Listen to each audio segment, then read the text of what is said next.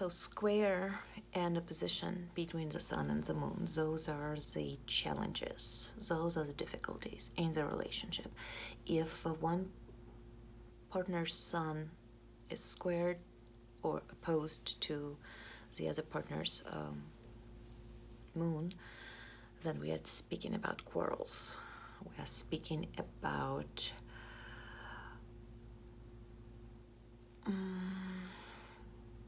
the sense of being too rational, too self-involved, overbearing. And those are, well, basically that's how the moon person sees the sun person in this relationship. Even in sensitivity, because the moon person thinks about the sun person as being insensitive to the moon person's needs and desires. Even though the sun person does not necessarily or will not or might not necessarily possess those traits, the moon person will still think about the sun person as having them. So that's a difficulty between this is a difficulty when it comes to the situation when your sun is square to your partner's moon.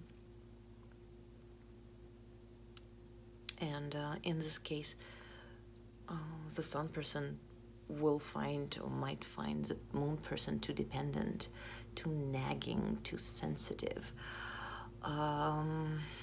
Whereas the moon person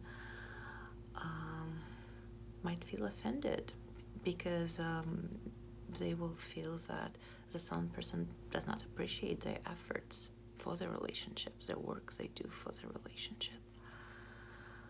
They will have disagreements on how to spend money, how to raise children, where to go travel. So even though both partners have an innate ability to be with each other and support each other and be happy with each other, because of this square aspect between the sun and the moon, they're not able to do that because it's just not comfortable enough. And just knowing this information, just make sure that if you are working in this relationship, if you have the same goal, that helps. And accounting for your styles, individual styles, for your personal styles, also helps to understand each other. So that was a square. Because yes, bickering, quarreling, general discontent, all can be found in this relationship when it comes to this connection. And your energy will be wasted in those little bickering, petty battles because of nothing, because of things that do not necessarily lead to something satisfying, something big.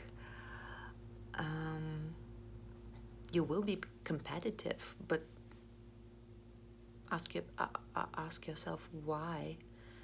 What do you achieve by being so competitive? Because your competition may be stimulating for a while for your relationship, but it also can be very exhausting, especially if you spend so much time with each other.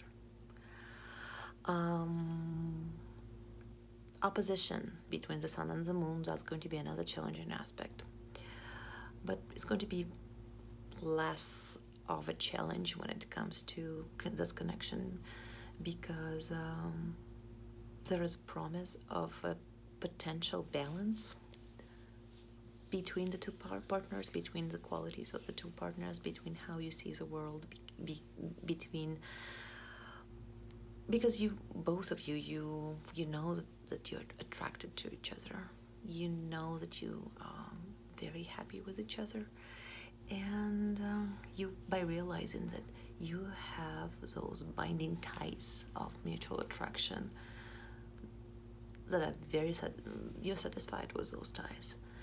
this realization will help you to build a stronger future together.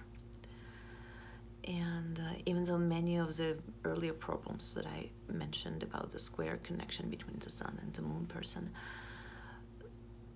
the sun, the opposition between the sun and the moon, this relationship will also, or can also have those problems, but your relationship is going to have those problems to a lesser extent.